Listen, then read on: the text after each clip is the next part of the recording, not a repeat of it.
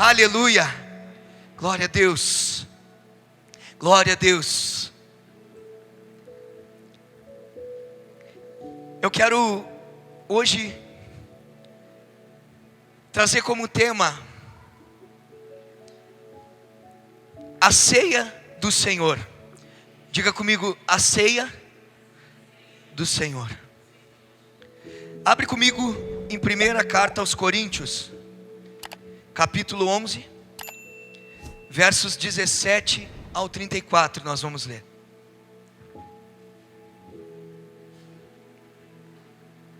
Antes disso, eu quero falar um pouco, porque em nossa caminhada cristã, nós fomos ensinados sobre a importância de participarmos da ceia. Mas muitos de nós foram instruídos, ensinados de uma forma que, ao invés de trazer alegria, de trazer esperança, fortalecimento espiritual, ou fortalecimento na comunhão com Deus e uns com os outros, isso acabou muitas vezes trazendo peso em uma hora de participar, em um momento tão lindo e tão precioso como esse, onde gerou muitas vezes medo, gerou dúvida no nosso coração. Será que eu posso? Será que eu não posso?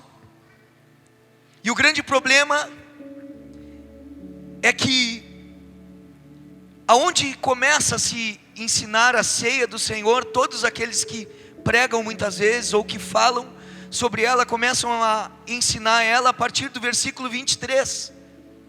Só que quando nós começamos por esse versículo, nós caímos na facilidade de muitas vezes entendermos o texto erradamente. Porque quando nós começamos a falar em ceia, nós precisamos voltar um pouco.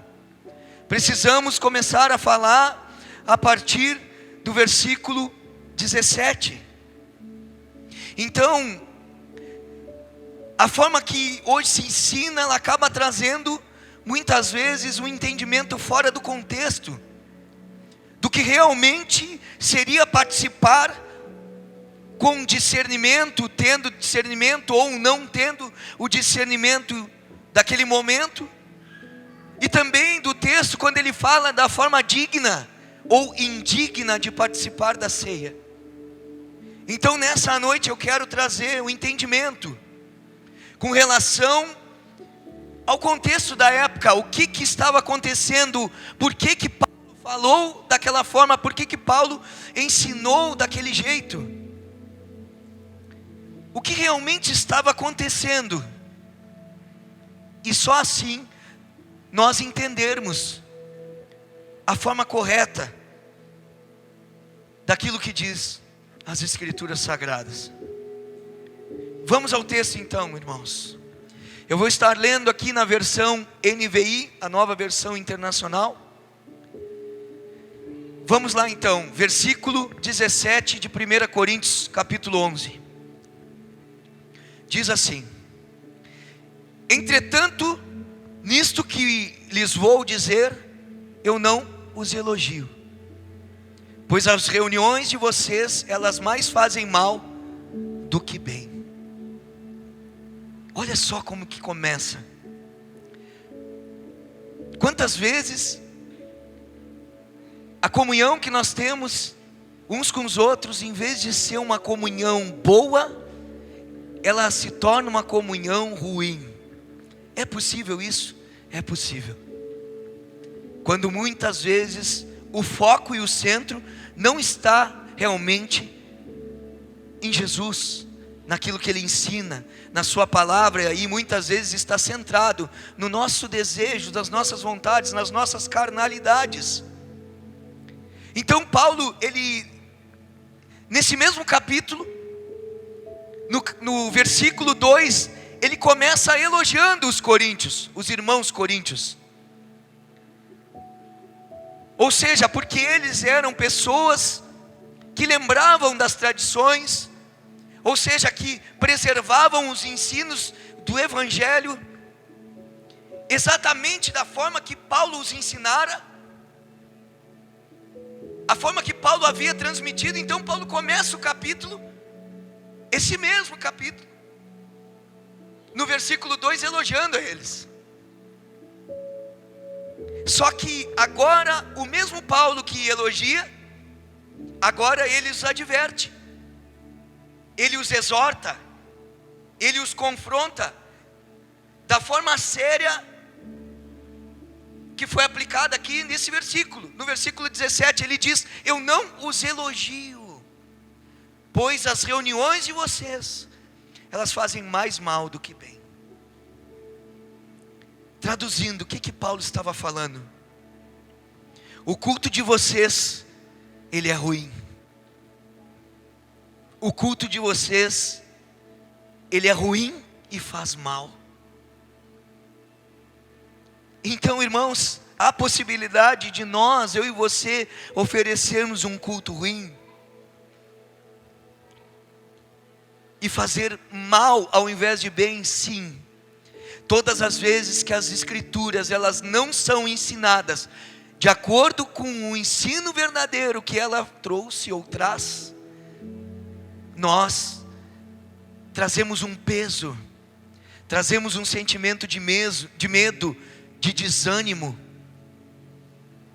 Eu não estou falando quando nós confrontamos o pecado, quando nós falamos das escrituras e elas nos põem em confronto com a palavra. Não estou falando disso, mas eu estou falando de um ensino que muitas vezes está distorcido da realidade, da verdade. Vai comigo, versículo 18, continua ali.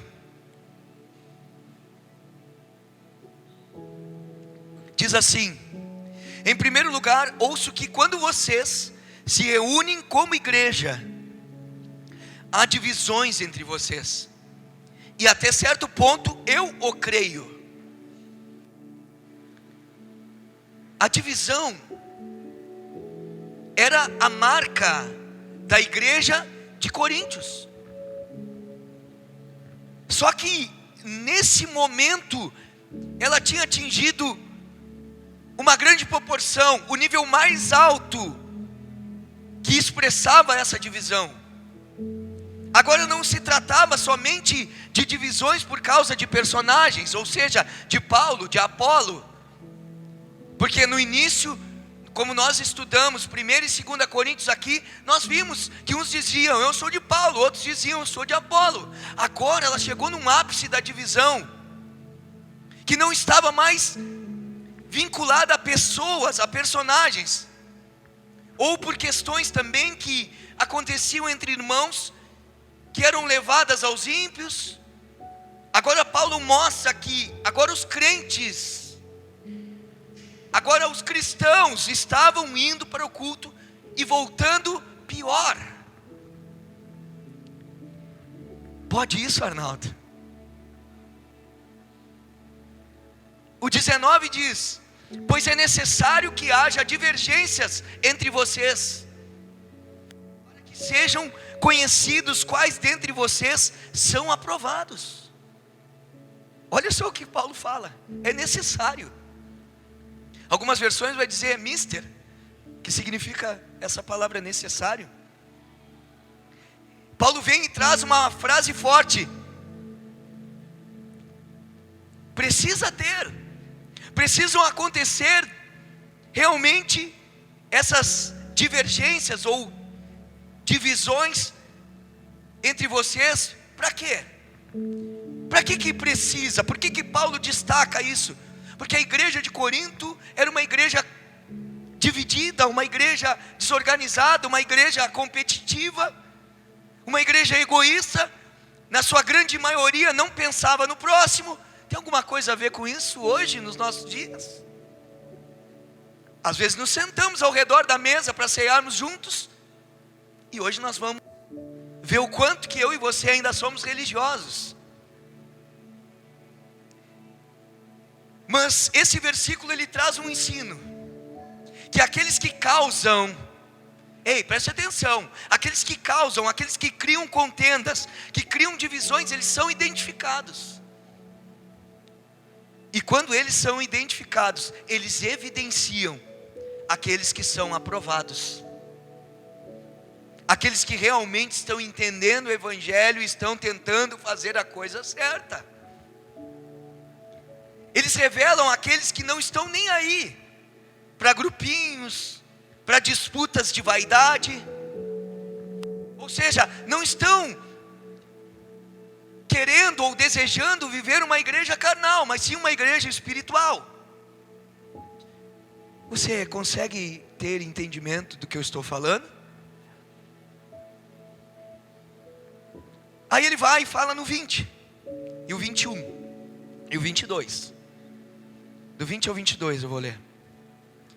Quando vocês se reúnem, olha agora, o que diz aí? Não é para comer? Opa! Então não dá para mim começar a pregar sobre a ceia no 23, se Paulo ele está ensinando antes. Se Paulo ele está trazendo o ensino e ele fala no 20, quando vocês se reúnem, não é para comer a ceia do Senhor, porque cada um come sua própria ceia, sem esperar pelo outro, ou pelos outros. Assim, enquanto um fica com fome, outro se embriaga. Será que vocês não têm em casa onde comer e beber? E beber, falhou o microfone? Ou desprezam a igreja de Deus e humilham os que nada têm? Que lhes direi? Eu os elogiarei por isso? Certamente que não. O contexto nesse tempo era que eles realizavam esse encontro, e esse encontro muitas vezes era realizado uma vez por semana, e mais precisamente aos domingos, porque a igreja primitiva ela tinha o hábito e trouxe esse hábito para nós, de reunir aos domingos. Atos 20 verso 7, confira comigo, olha o que diz Atos 20 verso 7, no primeiro dia da semana, reunimos-nos para partir o pão, e Paulo falou ao povo, pretendendo partir no dia seguinte, continuou falando até a meia-noite, primeiro dia da semana, domingo. Esse encontro, ele chamava-se de festa ágape, ou festa do amor, ou da fraternidade. Olha só, vai pegando aí, irmãos. Vamos ver um texto que vai comprovar esse encontro e também a confirmação dessa festa ágape. Judas capítulo 1 versos 12, vai comigo ali. Judas, bem para o final da Bíblia. Judas 1 versos 12. Olha o que diz: esses homens são rochas submersas nas festas de fraternidade que vocês fazem. Festas de fraternidade, aquela palavra ali significa no original ágape. Comem com vocês sem temor algum, de modo que pastoreiam a si mesmos. São nuvens sem águas, carregadas pelo vento de um lado para o outro, árvores de outono sem frutos, 2 vezes mortas, arrancadas pela raiz. Festa da fraternidade, essa palavra no original significa ágape, significa amor fraterno, amor de irmãos, ou também era chamado de banquete do amor. Então o que está acontecendo? E agora eu vou entrar. Eles estavam fazendo da ceia uma refeição normal, comiam, bebiam e não se preocupavam com aquele que nada tinha, porque eu e você lemos ali no versículo, deixa eu voltar um pouquinho aqui, 21, ele diz assim: porque cada um come sua própria ceia sem esperar pelos outros, assim enquanto um fica com, o que diz aí? Outros se... Aí Paulo os adverte: cara, vocês não têm o que comer e o que beber na casa de vocês? Ou vocês desprezam a igreja de Deus e humilham aqueles que nada têm. Opa! Então o que está ensinando aqui? O que está falando? Que existiam pessoas que tinham condições de terem um alimento e comprarem. E deixa eu falar uma coisa para vocês. Não é que nem hoje, que nós pegamos um pedacinho de pão e pegamos um cálicezinho de suco. Naquele tempo eles levavam carne, levavam frutas, levavam coisas que eles preparavam, levavam pães, levavam vinho, levavam várias coisas. E eles juntavam, ou melhor, deveriam juntar para comer uns com os outros. Só que acontecia que os ricos, aqueles que tinham, que eram abastados, eles vinham e fechavam no seu grupo. Eu, minha família, eu e os meus achegados, aqueles que são mais top, e comiam, se embebedavam, enchiam a barriga, se fartavam, enquanto aquele que nada tinha, ou que tinha bem pouquinho, estava num canto, sem comer. Diga comigo assim: dentro da igreja, dentro do convívio da igreja, existiam aqueles que iam para lá e ficavam olhando. O pobre nada tinha para levar. Aí o apóstolo Paulo, ele diz: eu vou organizar esse negócio. Agora, a partir desse momento, eu vou mostrar o que eu aprendi do Senhor. Aí entra no 23. Paulo diz: não foi Pedro que me ensinou, não foi Tiago que me ensinou, nem muito menos o apóstolo João também que me contou essas coisas, mas foi o próprio Jesus, foi o próprio Cristo que me ensinou. Ou seja, ele não muda de assunto ainda, ele organiza e mostra o real sentido da ceia do Senhor. Aí vamos lá no 23 e 24. Porque eu recebi do Senhor o que também transmiti a vocês. A minha versão diz: pois recebi do Senhor o que também lhes entreguei. O que o Senhor Jesus, na noite em que foi traído, tomou o pão, e tendo dado graças, partiu e disse: isto é o meu corpo, que é dado em favor de vocês, façam isso em memória de mim. Partiu,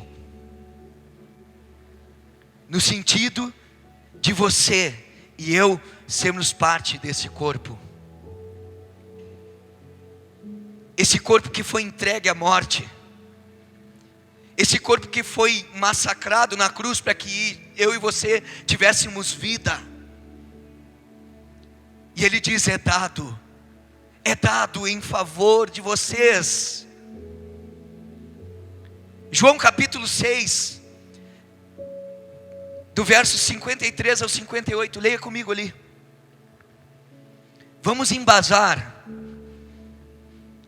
Jesus, pois, lhes disse: na verdade vos digo, que se não comerdes a carne do Filho do Homem, e não beberdes o seu sangue, não tereis vida em vós mesmos. Quem come a minha carne e bebe o meu sangue, tem a vida eterna, e eu ressuscitarei no último dia, porque a minha carne verdadeiramente é comida, e o meu sangue verdadeiramente é bebida. Quem come a minha carne e bebe o meu sangue, permanece em mim e eu nele. Assim como o Pai que vive me enviou, e eu vivo pelo Pai, assim quem de mim se alimenta, também viverá por mim. Este é o pão que desceu do céu. Não é o caso de vossos pais, que comeram o maná e morreram? Quem comer esse pão, viverá para sempre. Aqui um texto que também simboliza comunhão. O comer e o beber significa intimidade. Não está somente atrelado à questão da ceia, mas também faz menção à ceia, porque nós comemos da carne no sentido simbólico espiritual e tomamos do sangue no sentido simbólico e espiritual através dos elementos da ceia. Apesar da ceia ela conter o pão e o suco, ela é espiritual. Só que ele cita aqui nesse texto o maná. O maná era para alimentar o corpo físico, porque ele era material. Já o comer da sua carne e beber do seu sangue é símbolo de aliança e de permanência nele. Ou seja, na sua vontade, em comunhão e intimidade com Cristo e com o seu corpo. Diga assim: comunhão com Cristo e com o seu corpo, que são as pessoas. Importante destacar aqui que existem formas diferentes de entendimento sobre a ceia, sobre a presença de Jesus na ceia. A Igreja Católica Apostólica Romana, ela acredita que os elementos tratam-se realmente do sangue e do corpo de Jesus nos elementos, de forma como transubstanciação. Ou seja, não é somente um símbolo, é como se realmente estivéssemos comendo da carne e bebendo do sangue. Assim eles acreditam. Existem aqueles que acreditam que isso é somente simbólico, que somos nós. Existe a forma que nós acreditamos que o pão ele é símbolo do corpo de Cristo. Símbolo. E o suco como símbolo do sangue de Cristo. Só que tendo na participação da ceia a certeza de que Cristo ele se faz presente em nosso meio de forma espiritual. Através do que? Através dessa comunhão. Agora, eu quero entrar em alguns assuntos e detalhes que muitos pegam. Eu quero dar uma explicação sobre o pão sem fermento. Porque muitos dizem, não pode ser qualquer pão. Tem que ser um pão ácido, ou um pão sem fermento, porque o fermento é símbolo do pecado. Irmãos, a gente precisa entender o que significa o pecado naquele tempo, o fermento que ele estava falando, lá na antiga aliança, quando diz, não façam e não comam pão com fermento. Porque Jesus, quando ele vem, a única advertência que ele dá, ele diz, cuidado com o fermento dos fariseus e dos saduceus e também de Herodes. Fariseus, fermento da religiosidade, de uma aparência que mostra santidade, mas por dentro é um morto. Saduceus, alguém que acredita de forma somente literal e não existe a encarnação novamente, ou seja, a vida eterna. Não existem poderes espirituais para trazer cura, para trazer o morto à vida. Então são esses tipos de fermento que Jesus nos alerta. E ele não fala de um fermento em um pão. E o fermento de Herodes, que é o que? Da idolatria, do orgulho, da soberba, que ele se envaideceu, se encheu, achando que era alguém.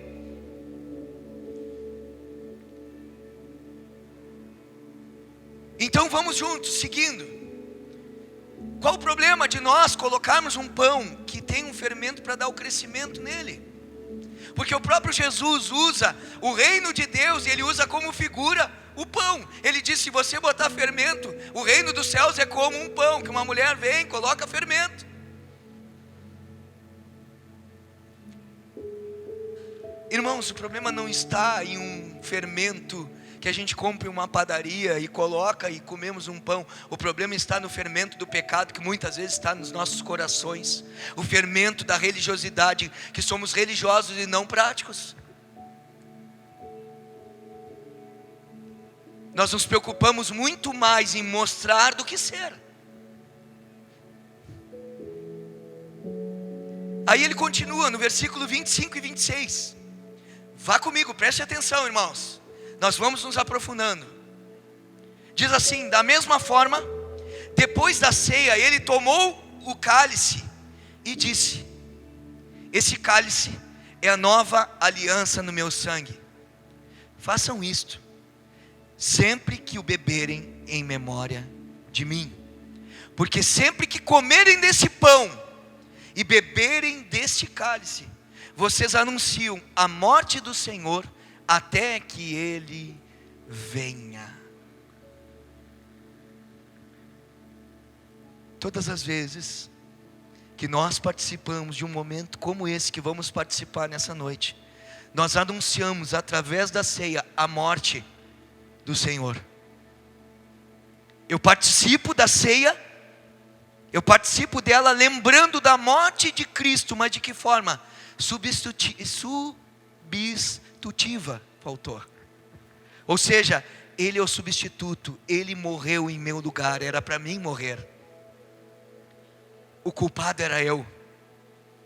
Esse cara sou eu. Era eu que era para estar lá.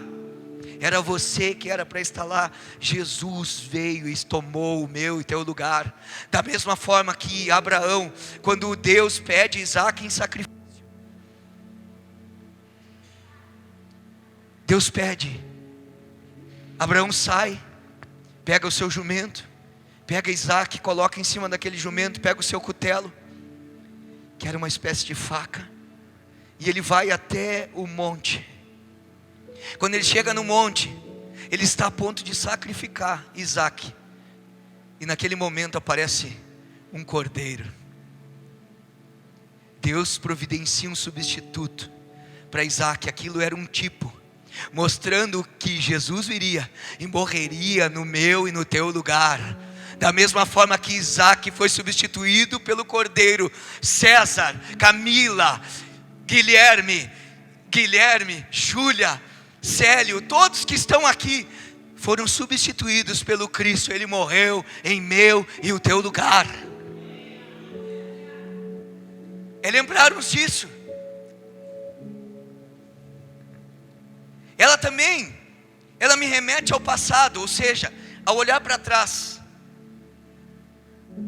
Ou seja, eu olho para trás e sei que Cristo, Ele morreu, e que também Ele voltará.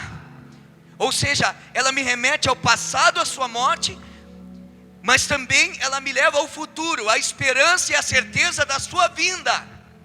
Quando nós ceiamos, façam isso em memória de mim, até que Ele... Isso me faz olhar para frente, olhar para o futuro de forma certa, reconhecendo assim que eu e você temos vida de Deus em nós. Todas as vezes que nós participamos, renovamos a nossa aliança com Deus e uns com os outros, nós nos fortalecemos e reconhecemos que temos vida de Deus, através da sua carne, através do seu sangue. Aí ele continua no 27. Portanto, todo aquele que comer do pão, agora nós vamos entrar naquilo que realmente acontece nos nossos dias e que mais choca. Portanto, todo aquele que comer o pão ou beber o cálice do Senhor indignamente, o que significa isso? De forma ou maneira inapropriada, em seu original a palavra diz. Indignamente seria substituído assim: portanto, todo aquele que comer do pão ou beber do cálice do Senhor de forma ou maneira inapropriada, será culpado de pecar contra o corpo e o sangue do Senhor. Olha como muda.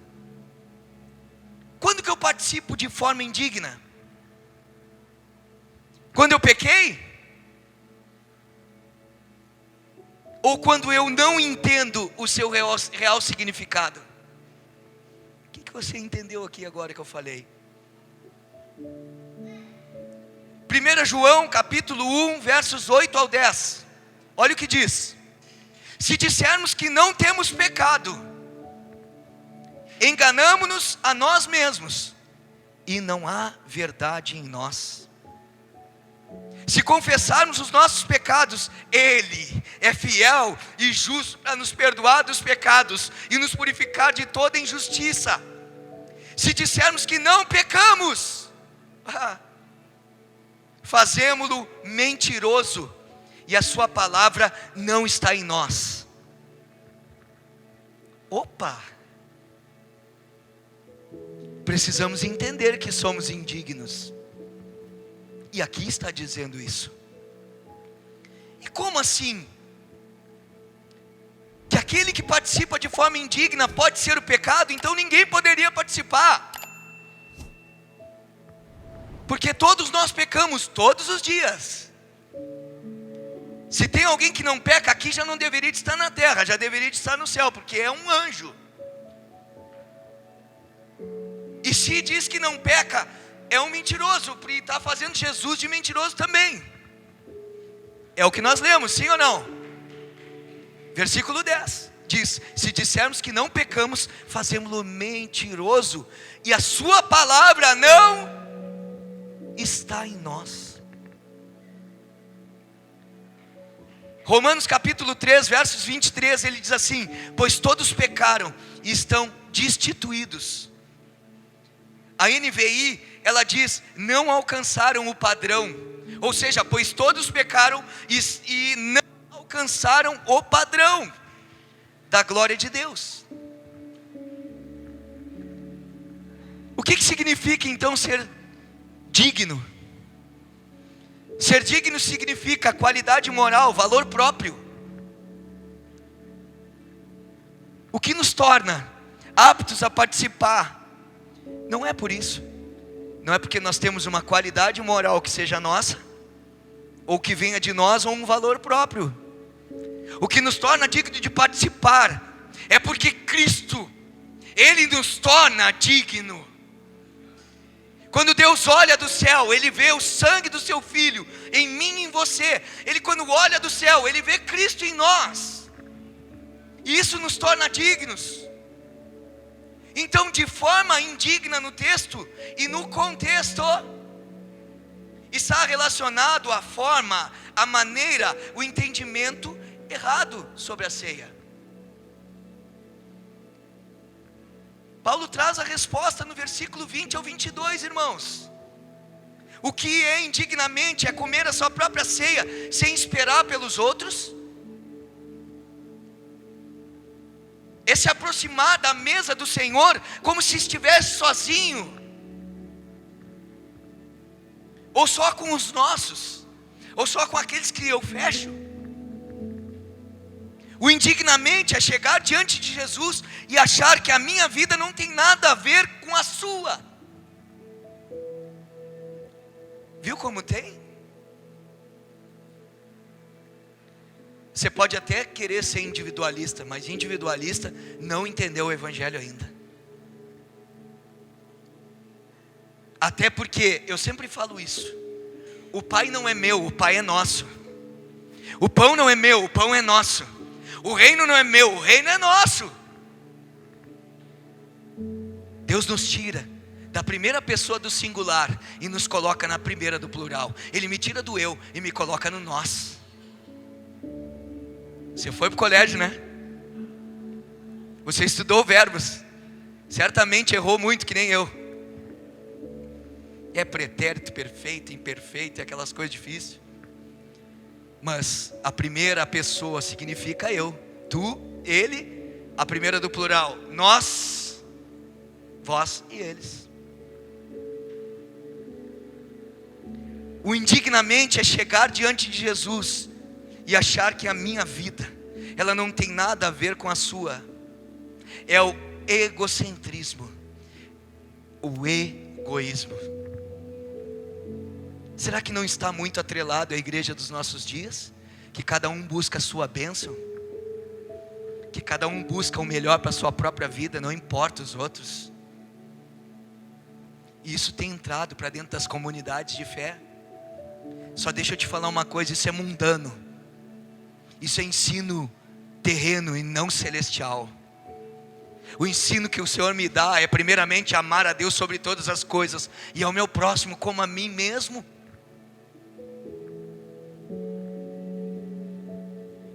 preciso entender a realidade espiritual da ceia.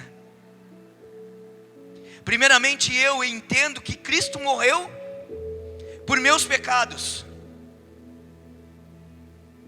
e que por Ele ter morrido pelos meus pecados, agora eu reconheço e tenho vida nele. Eu tenho fé nele, e aí Ele gera vida em mim.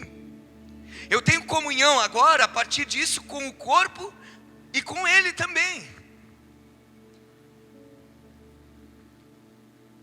E quando eu tenho comunhão com o corpo, irmão, eu entendo que eu preciso dele, eu preciso de cada um de vocês. Você precisa de pessoas aqui. Nós precisamos uns dos outros. Então eu preciso dele, eu me preocupo com ele. Por isso que igreja, irmãos, não é só vir culto de domingo.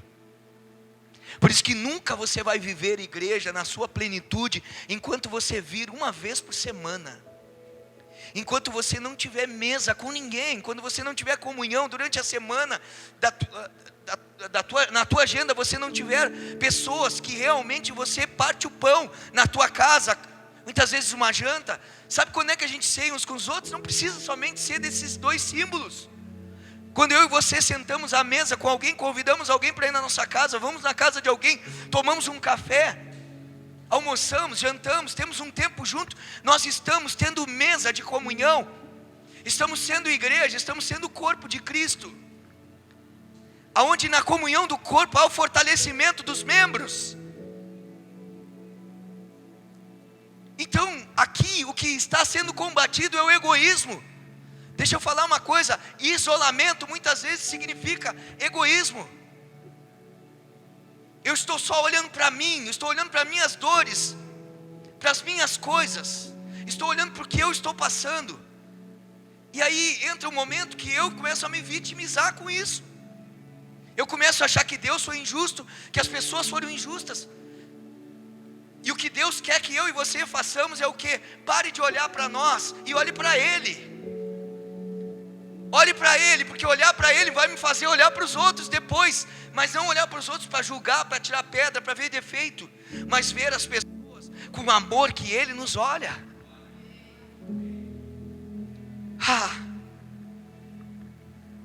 Comer o pão ou beber o cálice do Senhor indignamente, ou seja, de forma inapropriada, diz que será culpado.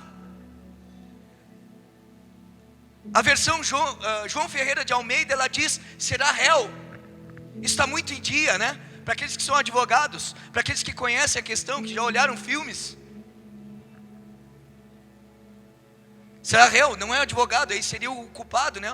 A pessoa que está sendo acusada, diante de um juiz.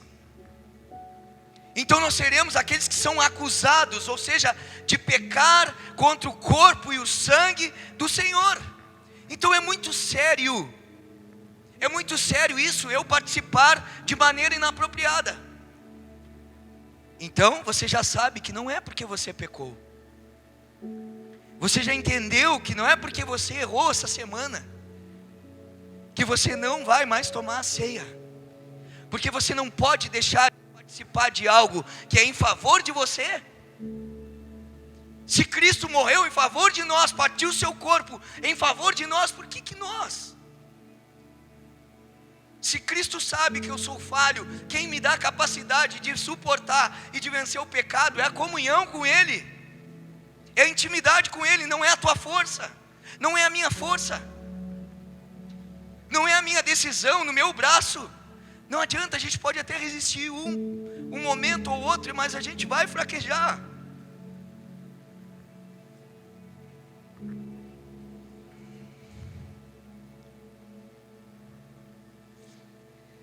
Participar da ceia de forma inapropriada, ela me faz igual a Judas.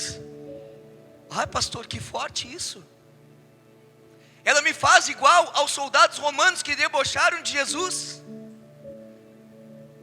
Ela me faz igual àquelas pessoas, os judeus, que o entregaram para morrer.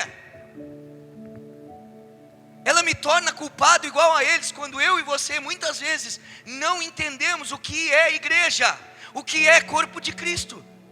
que não é uma vida para mim, que é uma vida em união, em unidade, em coletivo, no coletivo. E muitos de nós parecem aqueles caras que estão de pé, mas estão nocauteados. Eu gosto sempre de lembrar isso, que é um exemplo muito forte.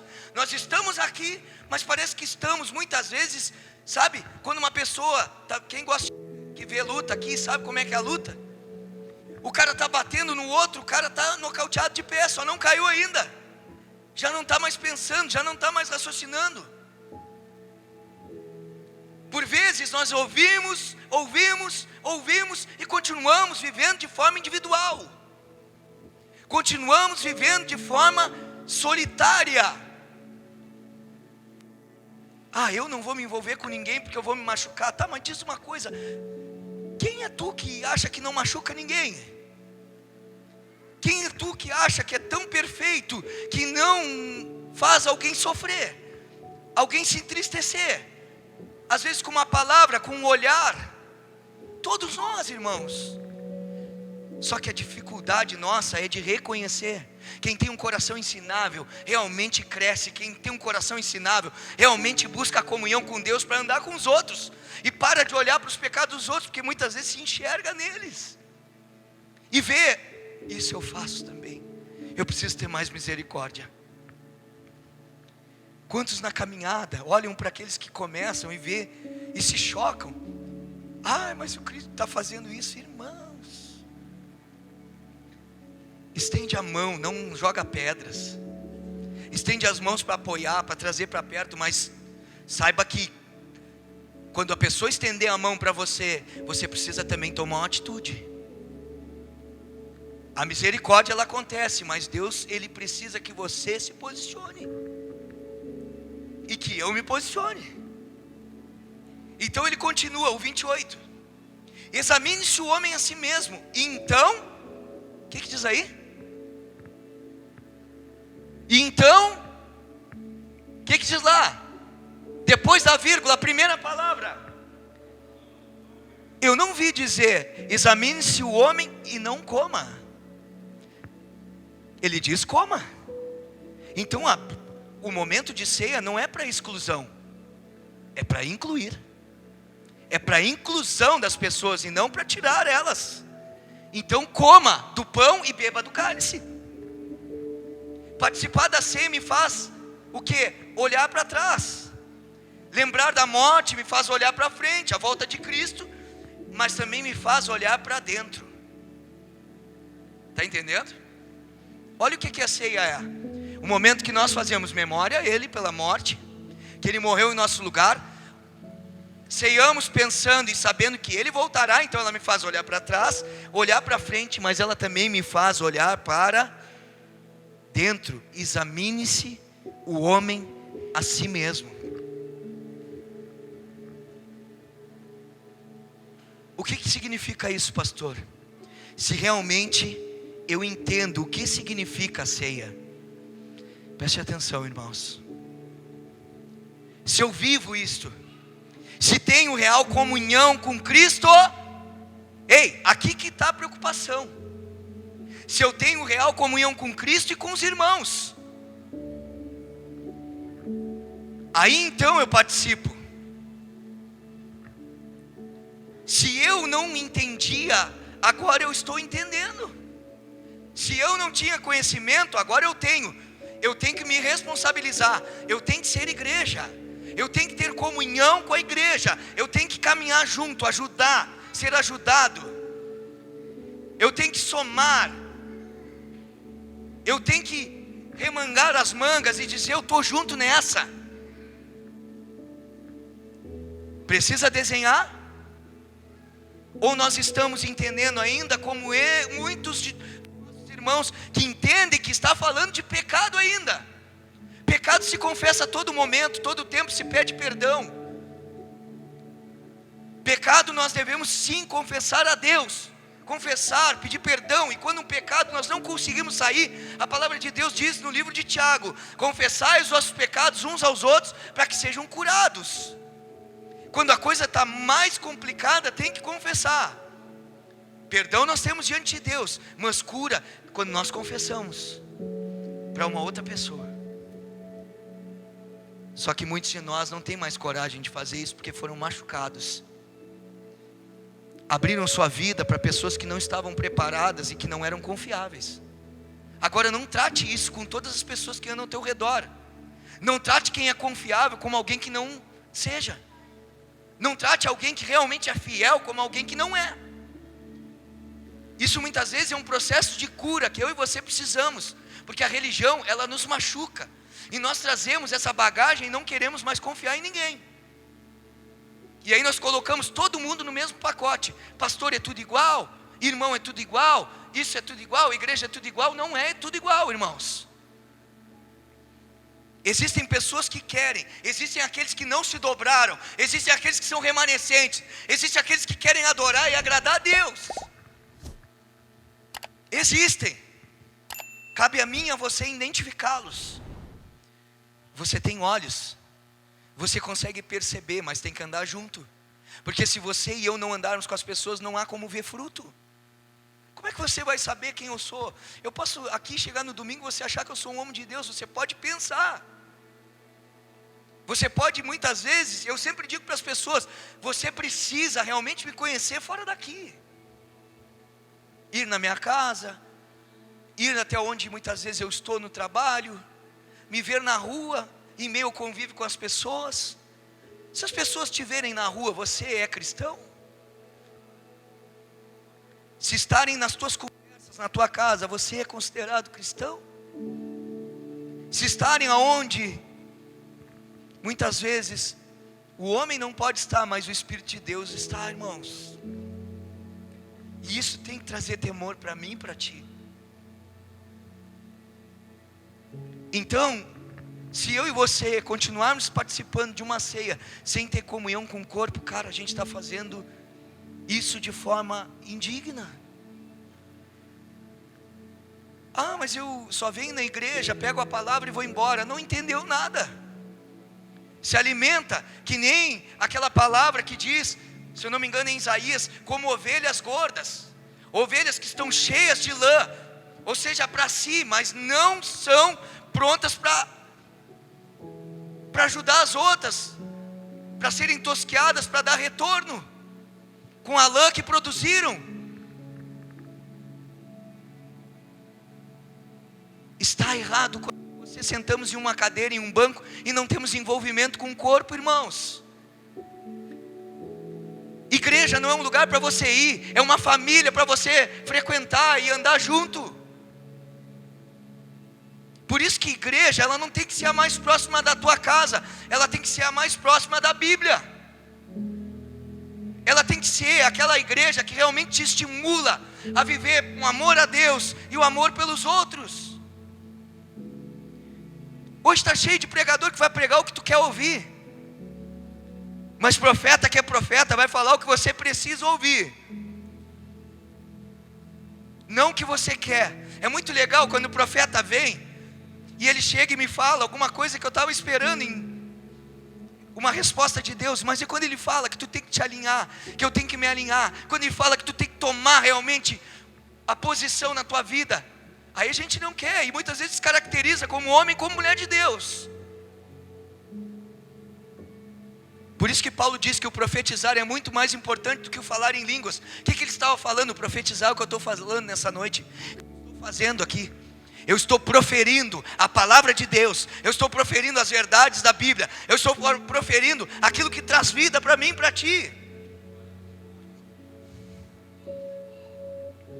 Versículos 29 e 30.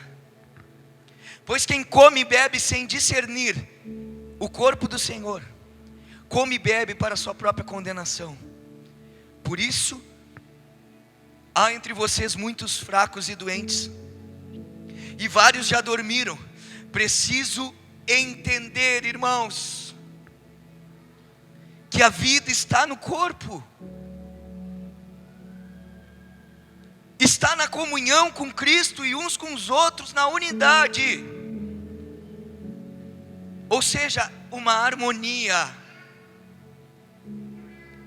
não na separação, como aqui estava acontecendo. Ou seja, cada um por si. De nada adianta eu e você termos o pão e o suco, se não tivermos neles a realidade do corpo e do sangue de Jesus. Ou seja, fracos e doentes, e muitos já dormiram. Por quê?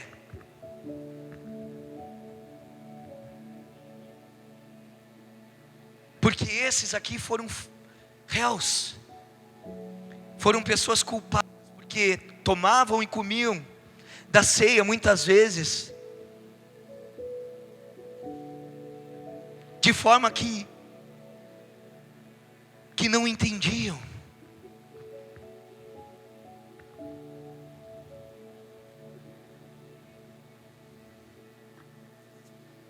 Muitas vezes Deus rejeita a nossa participação, irmãos.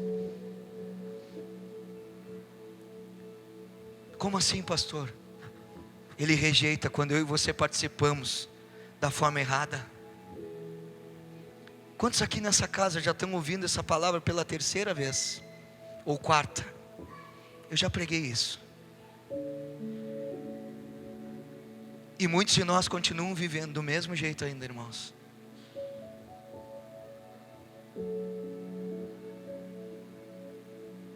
Nós precisamos ter um entendimento realmente aberto nessa noite. Sabe que muitas vezes Deus está acostumado a ouvir as nossas desculpas. As pessoas já estão acostumadas a ouvir as nossas desculpas. Irmãos, não dá mais. Pare de falar, não fale mais. Se eu e você não queremos nos posicionar, é melhor não falar. Eu sempre gosto de falar uma coisa, para alguns aqui eu vou ser um pastor amigo. Ah, pastor é meu amigo. Pastor é aquele cara, cara legal, gente boa. Só vem no culto do domingo, vai para sua casa, vive a sua semana, faz a sua vida. Vem aqui no outro domingo, vem, pega uma palavrinha de novo, volta. Eu nunca vou conseguir pastorear a tua vida, ou exercer o meu ofício pastoral.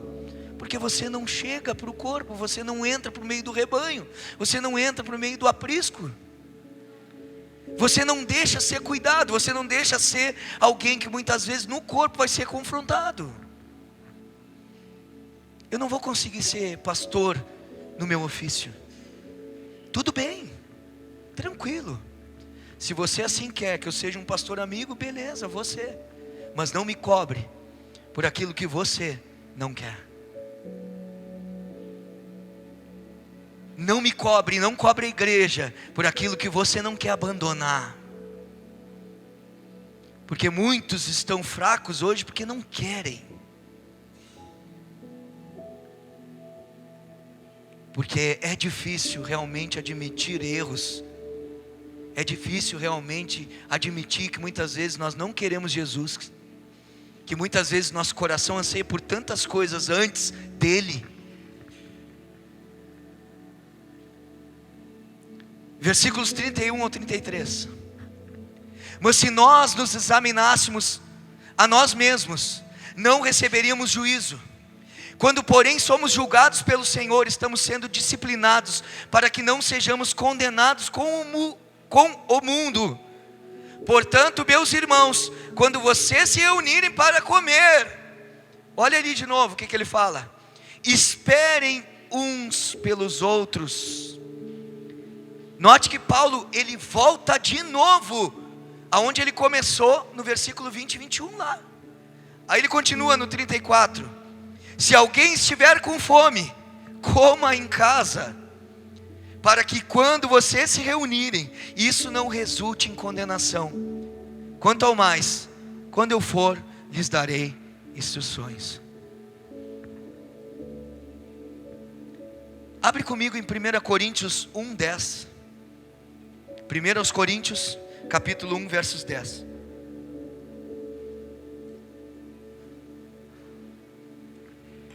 Já estou finalizando.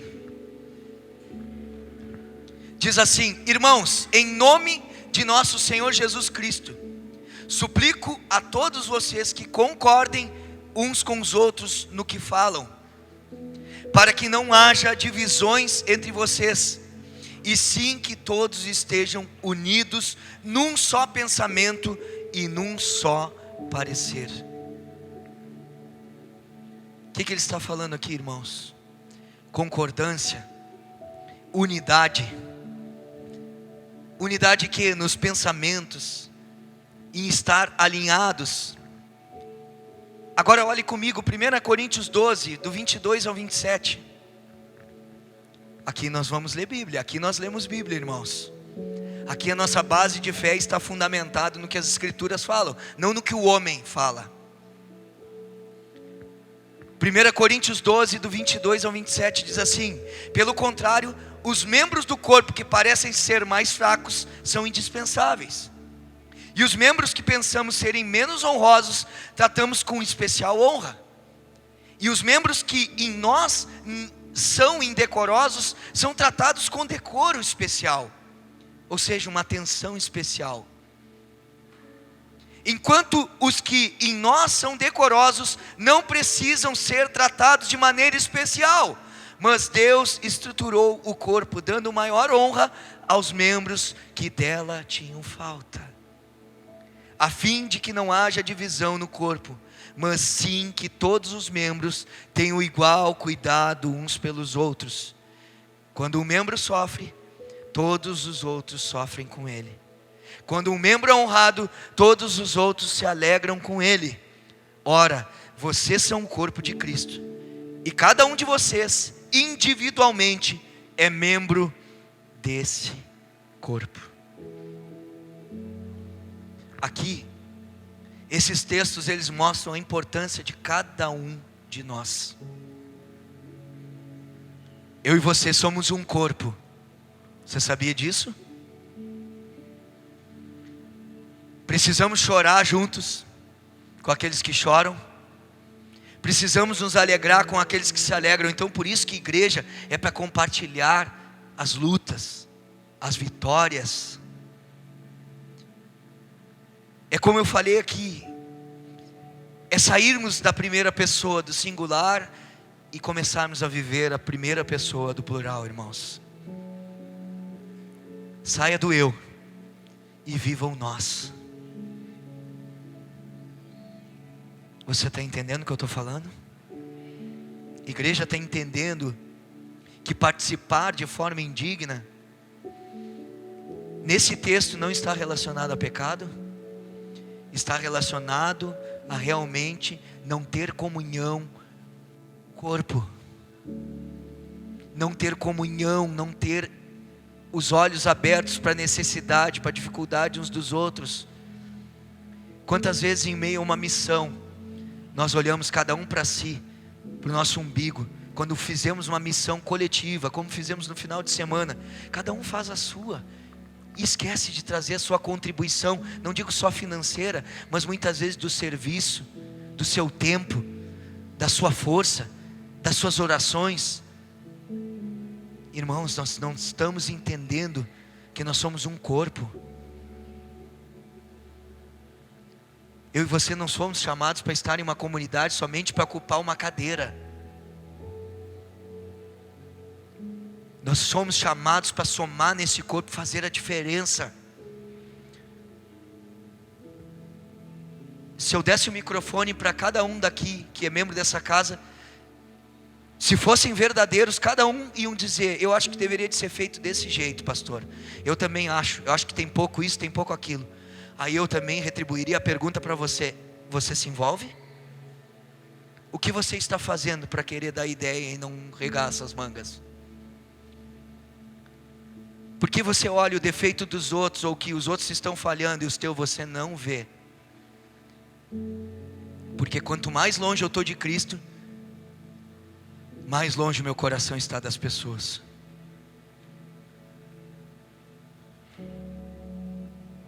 É ano, irmãos, de eu e você arregaçarmos o nosso coração diante de Deus e dizer: Deus, eu estou cansado de ser essa tranqueira. Eu estou cansado de ser esse homem que vai um passo para frente e dois para trás. Eu estou cansado de ser alguém que não consegue permanecer, perseverar, me envolver. Faça isso, você já fez isso diante de Deus. Você já confessou para alguma pessoa que você tem essa dificuldade? Você já abriu o coração? Só que não adianta abrir o coração só para vomitar a alma. Tem que abrir o coração com desejo de sair desse lugar. Então hoje nós temos a ceia. Eu e você não somos somente convidados a participar de algo místico. Porque pode se tornar algo místico quando eu e você não entendemos a realidade espiritual que está nela. Isso restaura minha comunhão com Cristo, mas restaura minha comunhão com o corpo, com os meus irmãos. E é para isso que hoje eu e você estamos aqui. Para sermos renovados, para vivermos uma vida de fé que realmente expressa quem é Cristo. Amém, irmãos? Tem alguém comigo aqui? Tem alguém que quer ser igreja? Tem alguém que quer ser aqueles que fazem acontecer a comunhão no corpo? Que vão ser aqueles que mostram as cicatrizes do que passaram para levar outros à cura. Ei, eu precisei passar por coisas, abrir meu coração, sofrer, para que eu pudesse hoje, muitas vezes, trazer cura para outras pessoas. Creia em quem está ao teu lado. Creia naquilo que Cristo colocou na pessoa que está aqui ao teu lado nessa noite. No depósito que Deus tem feito em cada um de nós. Deixa eu falar uma coisa. Deus não se revela somente para uma pessoa. Ele se revela no coletivo. Ele revela quem Ele é através da minha vida, da vida de cada um de vocês. Uns revelam Cristo através da perseverança, outros revelam Cristo através do desejo, outros revelam Cristo através da intimidade com Deus, outros revelam a Cristo através da coragem, outros revelam a Cristo através da misericórdia, outros revelam a Cristo muitas vezes por ser alguém generoso. É isso. Agora o que eu e você temos para contribuir com esse corpo? Esse corpo precisa de que você revele o que Ele colocou aí dentro. Esse corpo precisa ser edificado com aquilo que você e eu carregamos. Amém? Em nome de Jesus, vamos ficar de pé.